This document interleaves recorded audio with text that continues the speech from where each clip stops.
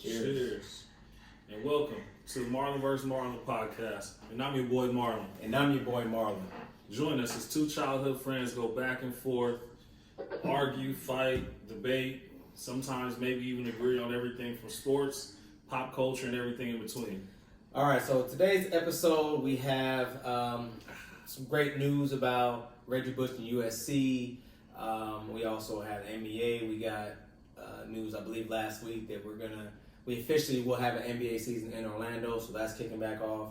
And also, too, as well, I mean, will we see MLB come back soon? So we'll talk about that. But first, we begin with something that's been going on. It's you turn to any channel, you listen to any radio station, it's all over the place.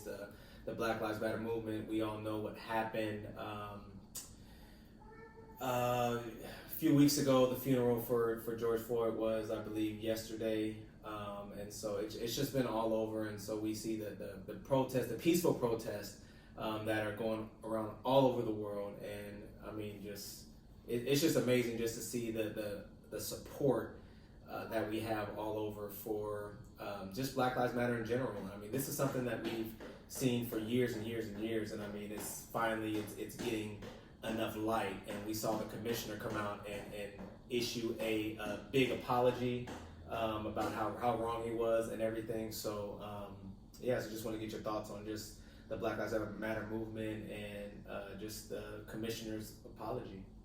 Well, I'll skip over the commissioner's apology for a second just to acknowledge how many people and like to your point, different countries. I think it was 18 different countries that protest. Yeah. Every single state in the country has protested at this point. And I just love seeing that because it's something that we've never seen before. We've been seeing these senseless murders, people dying for no reason, unarmed black men being killed by police at that. Breonna Taylor situation, them running into the wrong house, and then leaving her, killing her and leaving her in her home to where her boyfriend had to call the police. Right. And then they came back and arrested him for murder. Right. It's so much, I think. And not to take anything away from the Black Lives Matter movement, I just think right now it's so much bigger because it happened in a time when everybody was sitting down. Everybody was, undistracted. We had everybody's attention and we're like, look, this is why we're upset. This is why we're mad. They're killing us in broad daylight for no reason. Right. We just want you to feel bad for us. Feel our pain. Yeah. I was listening to T.D. Jakes today, and he was just saying, and it was actually recorded I think a week or two ago, but he was just saying like, it doesn't matter what color George Floyd was in that video, it was wrong. Right. And that's what people are really attaching themselves to, and I think that is what will change. The more there's been so many people not of color at these protests and out rallying and standing up for us. And I think that's where the change starts to happen. And I hope, I don't want to say that this is when it changes because I don't want to sound naive. Right. But I am hopeful that, things start to turn around because you do still see people, on the other side of these protests upset about it for whatever reason.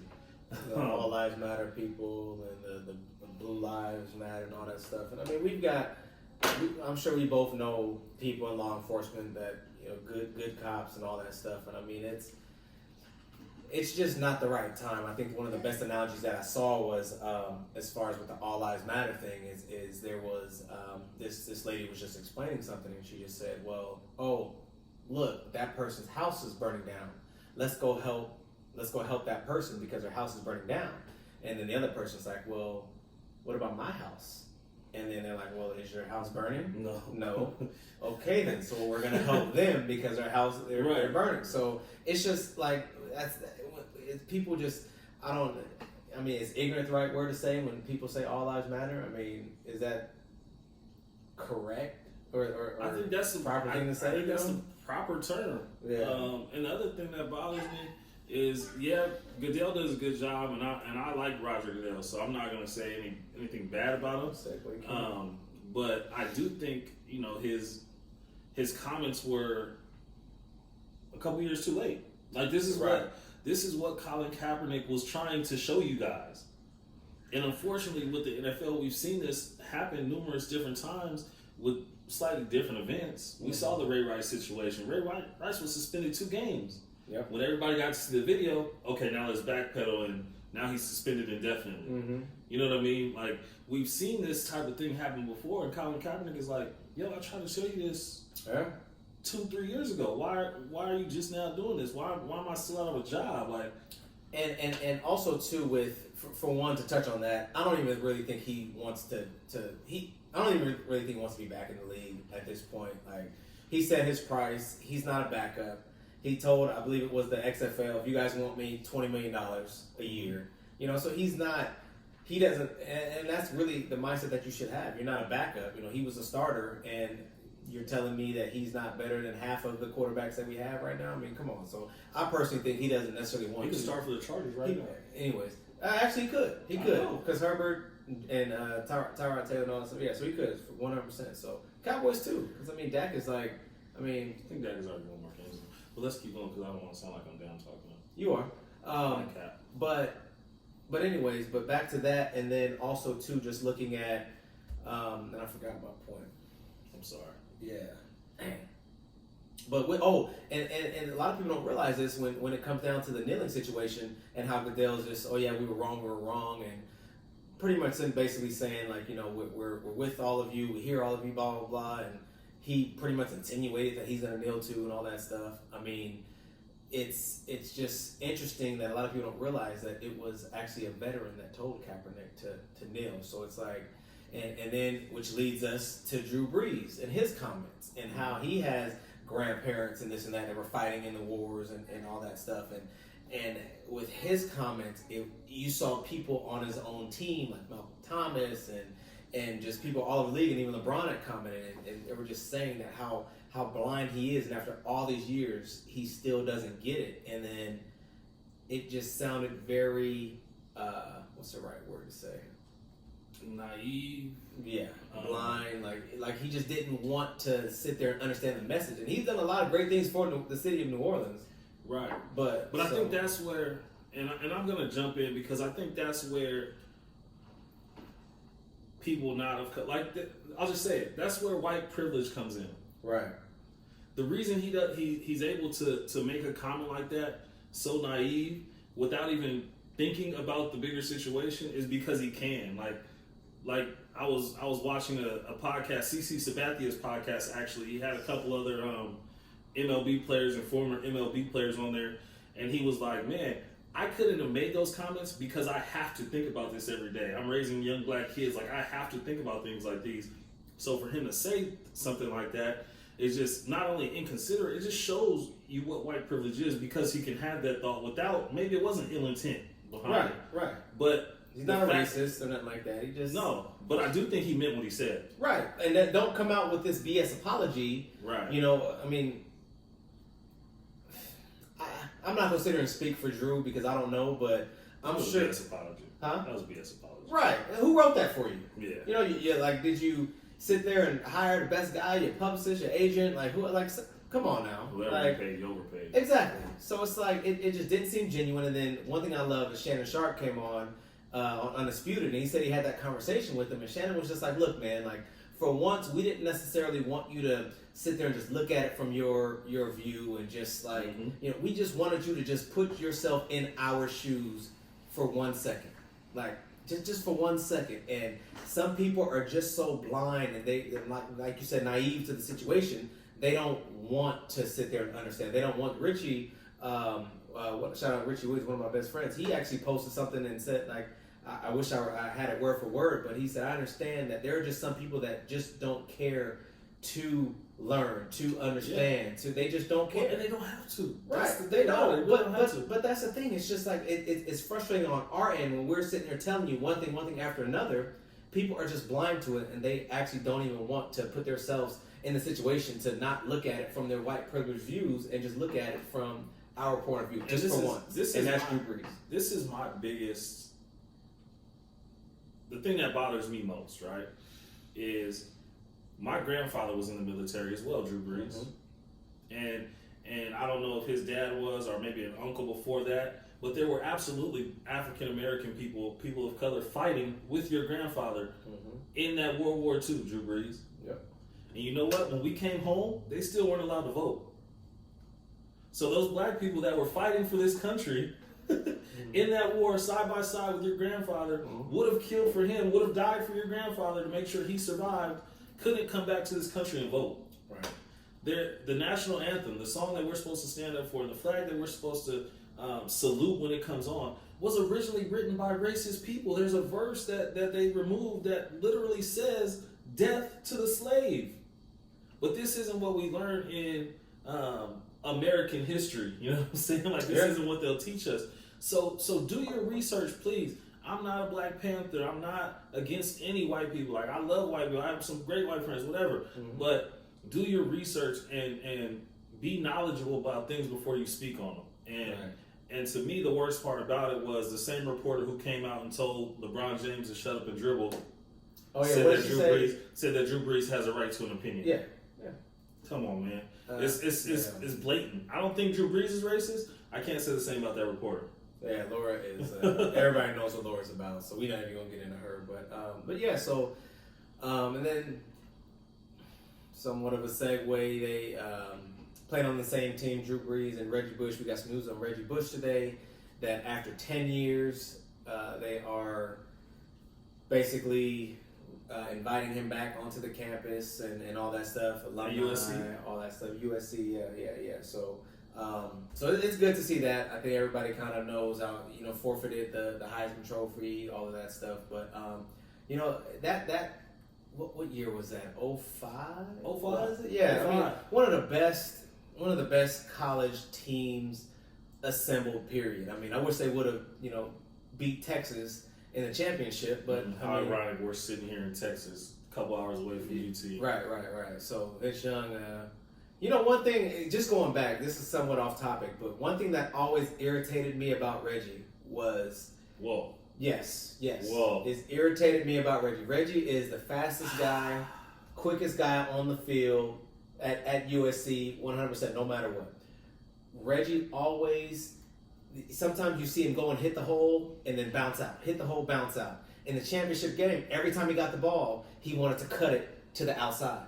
You're playing teams like, some trash teams in the, what is it, Pac-10 that USC is? I believe, you're playing some trash teams there, so you're not, the defensive ends, linebackers aren't as fast, so you're able to do that. When you're playing against a team like Texas, when you got D linemen that are running 4.6s, 4.7s and stuff, it's like, it just frustrated me in that game because every time Reggie got the ball, I vividly remember that game. Every time he got it, it was just not even hitting the hole, just bounce outside, and he wasn't that effective in the game. But anyway, now that the disrespect is out the way, and I just want the listeners, if you've been here a couple times, you've heard our show or watched our show a couple times, you see how I just let him go on about my personal friend Reggie and be disrespectful. I love Reggie. To the best college football player in 2005 in the nation. He's probably one of the best of all time. 100%. And if you remember, like you so vividly say, they had somebody to run up the middle who was also a first-round draft pick. His name was Lindell White. Yeah. That wasn't Reggie's job.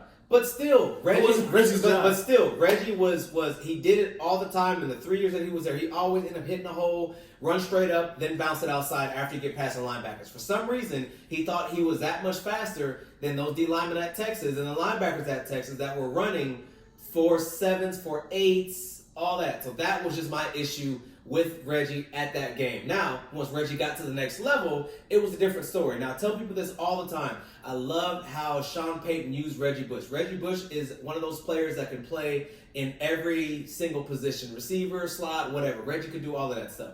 Reggie wasn't an every down back. Sean Payton knew that. Now, when Reggie went on to Miami and then Detroit, San Francisco, they tried to use him as an every down back, which Reggie was not. Do you agree? So, therefore, that's one thing that I love. Darren Sproles, Reggie Bush, Sean Payton knew how to use guys like that, and then ultimately, Reggie Bush was able to get a championship in 2009, I think it was. Something like that. The reason Reggie Bush won the Heisman is because of what Marlon's mad about right now. I'm not mad about it. That's the reason everybody loved Reggie Bush was because he didn't run up the middle. If he would have ran up the middle the whole year, he would have never won the Heisman Trophy. We wouldn't be having this conversation about him right now. Stop disrespecting my guy. Reggie is the toughest college player you've ever got to watch. What about NFL? The NFL, he still did his thing. He had a good career. Running backs' careers are short. He lasted 8-9 years in the league. Barely. But no, Reggie was in New Orleans. Reggie was in the best system. Bro. You had Deuce McAllister. Like he had a good supporting. You can cast literally say that about every single him. person that's had a good career. No. Basically, what I'm saying is when you have a great system that a certain player fits. Reggie was Reggie was not If an Tim overall. Duncan went to the Timberwolves, he probably wouldn't be Tim Duncan. Because he was in a perfect. I'm so glad to that. He was in a great system that allowed him to be Tim. Yeah. He goes into another system and might not allow him to flourish as a great player. Michael Jordan probably would have done great in D'Antoni's system. That's not his game. Well, Jordan is Jordan. I don't care. Bad analogy. But all I'm saying is you put Reggie into a team like Miami. Obviously, they don't compare. Reggie did get over 1,000 yards, and I believe one of the years in Miami. But all I'm saying is they try to use Reggie as an every down back, which Reggie is not an every down back. That's literally that's all I'm saying. Anybody who's had a decent career is usually because they were put in the right system and because the coach knew how to use them. That's not like you're saying it like it's a bad thing. It's not a bad thing. That's what I'm saying. I love what Sean Payton did with him, just like with Darren Sproles. It was San Diego. We didn't know how to use him right. But then he goes to New Orleans. You use him, and it could have been the offense that it was, but they didn't try to use Reggie as an every down back. That's all I'm saying. That's like Tom Brady going to the Bucks and then trying to put him in spread. Damian, speaking of the fine, few of the fine. I'm not saying he was the best player in the league. I'm just saying your point doesn't make any sense because you can say that about anybody. It makes perfect sense. But you're using that to knock Reggie's league. I'm really not trying to knock Reggie. All I'm saying was in New Orleans they knew how to use him. Not so much in Detroit, Miami, and San Francisco. Where this comes from. He went to Steel King and Reggie went to Helix. They were like our little brothers. And there's always been some kind of pent-up aggression. I was always one of the biggest Reggie Bush fans. Until you have to talk about it. Throughout his whole career. So my school, Still Canyon, we didn't have seniors until 2003 it was.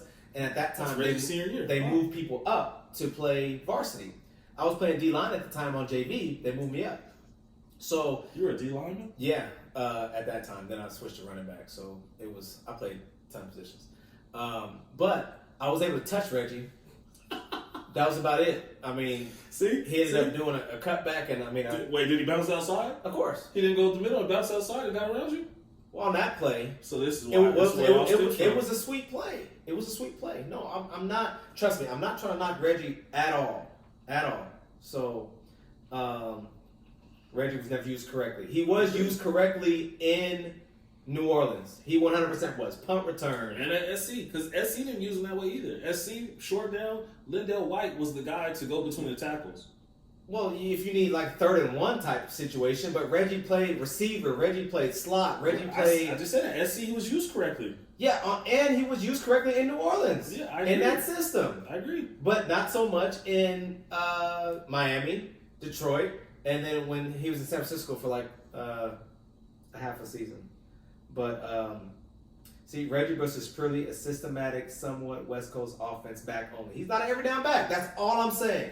Reggie was never the perfect every down back. So you're quoting somebody named Blonde Sugar. Yeah, he be changing his name. That's cool. I'm just saying that's where no offense to anybody, but that's who you're yelling at me about. Yeah. Reddit said it doesn't matter if you were a freshman in college, home to play with. Exactly. Yeah. Thank you, Mike. Everybody in the what was our the Grossmont South League? Nobody liked us, so I understand.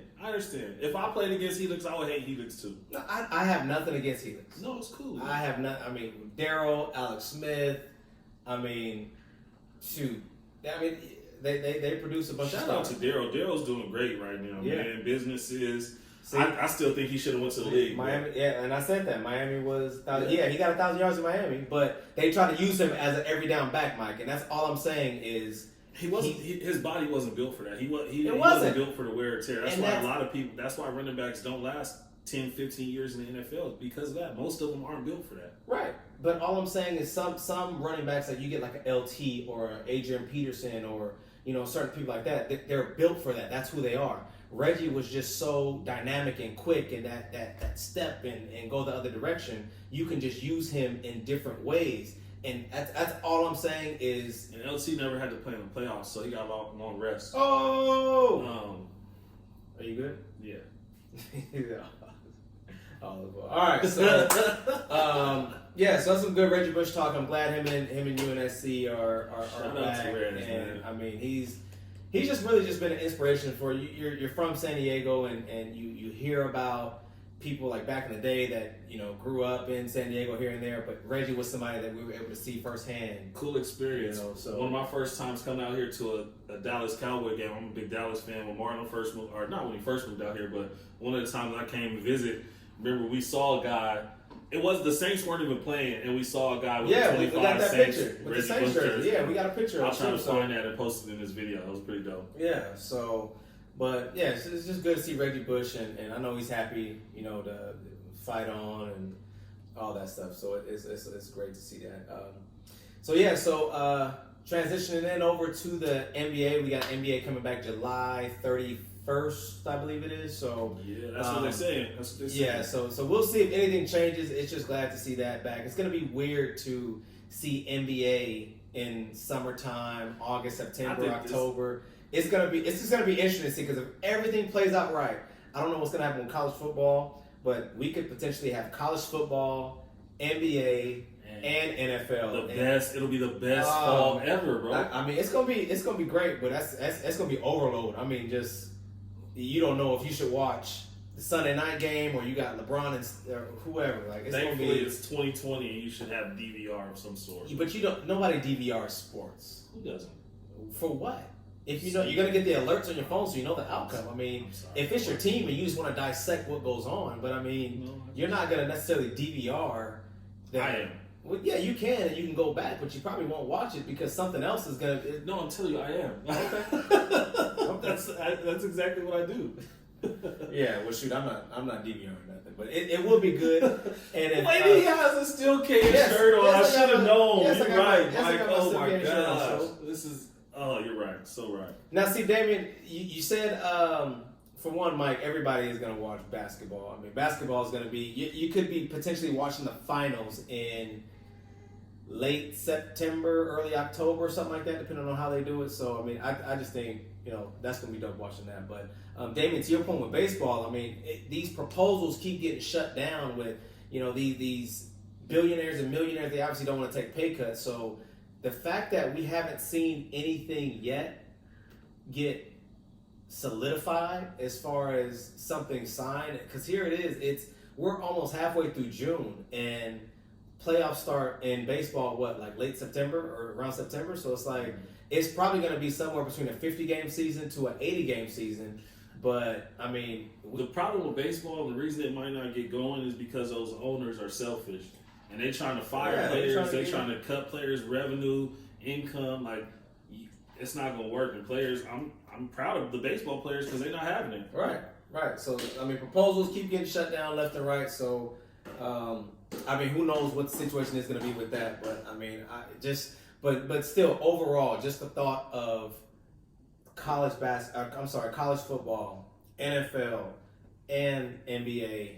But just think, that's going to be crazy. That's going to be so dope. You don't have to have this long break from freaking June to September of nothing but baseball. That's going to be crazy. Yeah. It's going to be crazy. So I'm hoping that they all, I mean, I don't even watch baseball like that to be 100 with everybody, but I know. But just the fact that it can, I mean, I watch a little, NLCS, ALC. I watch some of those here and there, but, I'm just glad you got the letters right. Yeah. That's impressive. AL, ALDS, NL, DS, all that stuff. Yeah, whatever. Just World Series. Quick.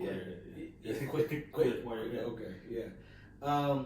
Yeah, so other than that, I mean. Oh, wait, the NBA, though. Yeah. The scenarios. Yeah, go ahead. So, one of the interesting things with this whole NBA proposal is everybody's going to be quarantined in. I just read that. everybody's going to be quarantined in Orlando at Disney World. So one of the issues with that is the top seeds in the playoffs aren't going to have the home court advantage that they would normally have when you got, for example, LA. Right. The Clippers basically would have had 7 road games against the Lakers. Right. Even though they would have been at home, we know LA is still, to this point, a Lakers city. King. But some of the things that NBA is trying to do, one of them is the higher seed, so we'll just say the 1 seed in this case against an 8 seed, will get the ball to start the second quarter, third quarter, and fourth quarter.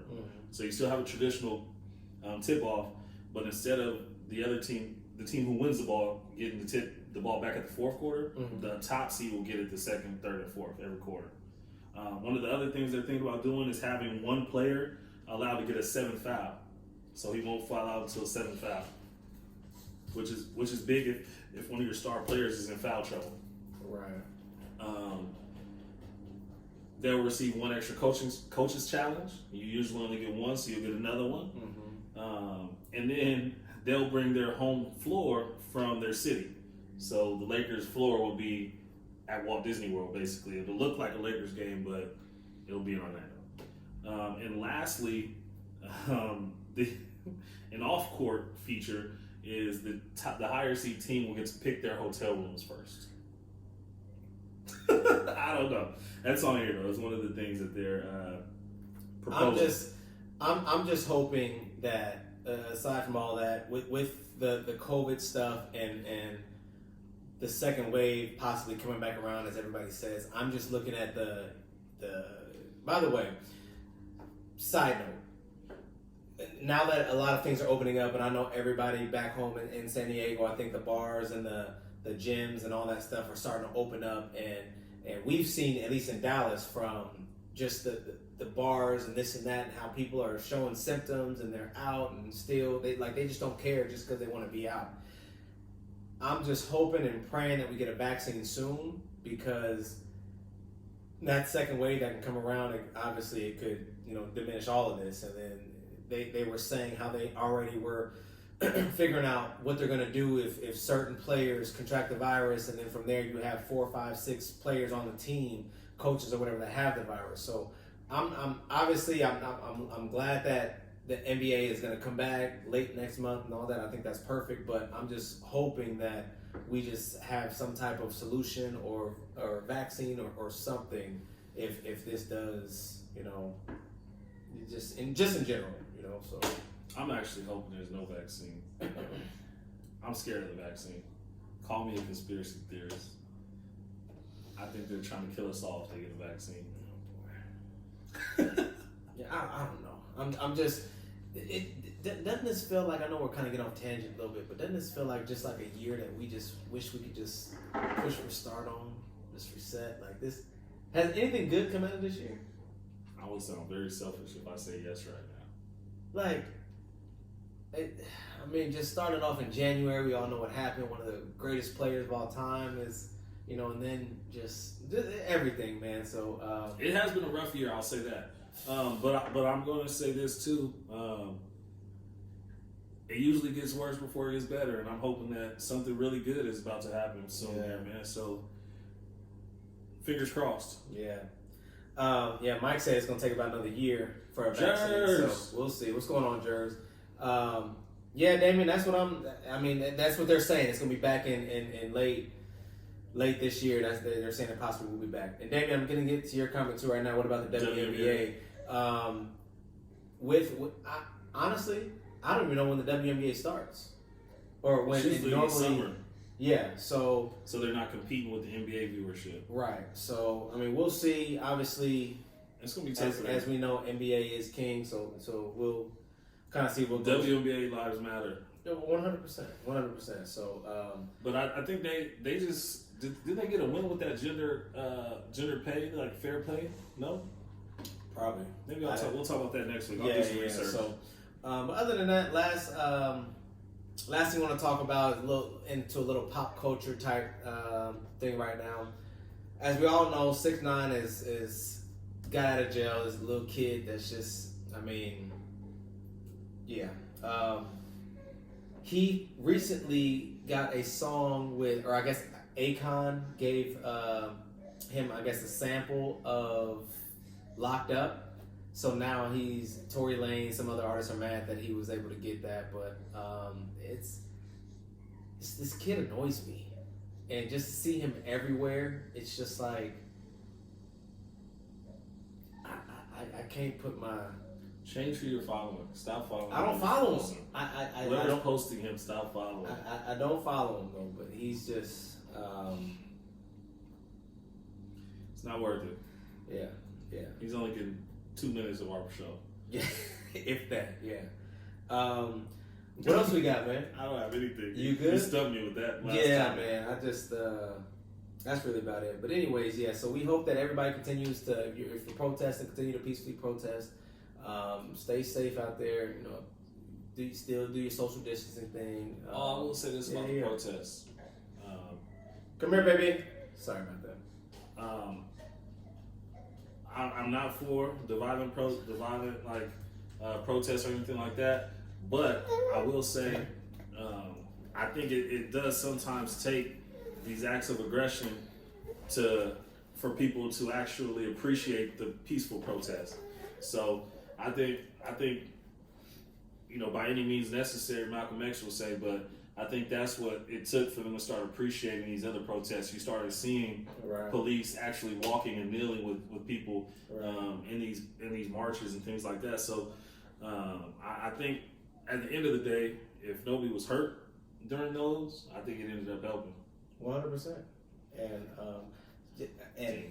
Dang, I didn't hear about the protests. And I should have seen you in one of the videos. Ain't he the police? Yeah. I should have seen you in one of the videos kneeling or something. I didn't see you. I was looking for an elderly or former basketball player. Or screaming Black Lives Matter or something. But, you know, he probably had another surgery, was in a walker or, you know, something like that. But, you want to push the old man. Yeah. You know what? The Killer Mike is... Killer Mike's legit. Super dope. Like, I love any interview that he does or whatever. Like, I just get so much... And I think when you hear about, when you have rappers like Future and you get rappers like Future and this and that, not necessarily down talking them, but you get a rapper like Killer Mike and then he's actually out there in the streets and he's just dropping knowledge and he's just all the interviews. He was on Wayne's show and stuff, and just how he's just legit, just, you know.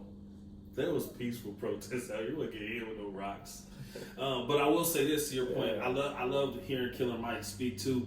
The last thing I'll have for this episode, man, is just going to be educate yourself. Take the time out to do your own research. Don't let these news outlets be your way of getting your knowledge, because they're not going to tell you everything you need to know. White, black, indifferent, it doesn't matter. Do your own research on these topics, man. See what really went down in these situations before you come out and speak about it. And I think that's one thing Killer Mike does really well, is he's always very well educated on these topics, and he does his own research. Right. He's in the field, like you said. He's in the streets and touching the people, but he also does his research and knowledge and has actual suggestions for ways to move forward. You know what I'm saying? Yeah. 100%. I mean, and like I said, just stay safe. I mean, let's hope we get some more good news from, you know, all other sports. Hopefully they come back. Oh, soccer league, MLS, I think it is, MLS. I don't know. They coming back soon next month. Oh, shout out to the Marines and NASCAR for removing the Confederate flag. Yeah, man. It's 2020. That thing just is a symbol for racism, and we got to start changing our country. And kudos to you for finally doing it. I was really getting hit with rocks. I'm sorry, man. Hey, David, next time I see you, man, I'm going to grab some rocks and I'm going to just start chucking them at you, man. I thought he was in the suburbs. Where does he work? He's Dallas PD, so he was probably down there. He probably the was rocks, legit getting hit with rocks. The rocks your colleagues set up for the so, hey, I'm going to get one of the nice little smooth rocks and just knock it right off his head. Just big old ball. We're not supporting this. This is peanut milk good head, but Damien, we're glad you're all right, man. We're glad you're good. Thank you for your That's probably why he ain't been out there in the streets no more, because he's recovering from getting hit with the rocks. But yeah, but everybody just be safe. You know, we definitely appreciate all the support and everything, and we'll absolutely. And the jokes, we like the jokes. Oh yeah, we love the feedback. She is almost as tall as her dad. That's crazy. But yeah, so shout out to Reggie for being back. You know, he was great at USC. And shout out to SC for doing the right thing, man. Right. They know. It's been 10 years. Like, yeah. Come on now. They know. One of the best players to ever go through there, man. Come on. Right, 100%. So, all right. That's it for today's episode. We'll be back next week or the week after. Call me next time. Stop that. David, we're not calling you no more because every time we try to call you, get on. You never answer for one. You be at work. You always be at work. You're not reliable. So, I don't know how you made it this long in your current job. I'm going in on you right now. I don't know how you made it that long in your current job because whenever people need you the most, you're supposed to be around when people need you the most. And I guarantee you 100% you've never been around when a call, David eating donuts or on his phone on Facebook watching Marlon versus Marlon, all that stuff. Like you're not the guy. You're not the guy that people need, but hey, that's why you get hit in the head with rocks. So all right, man, we out. Peace. We out.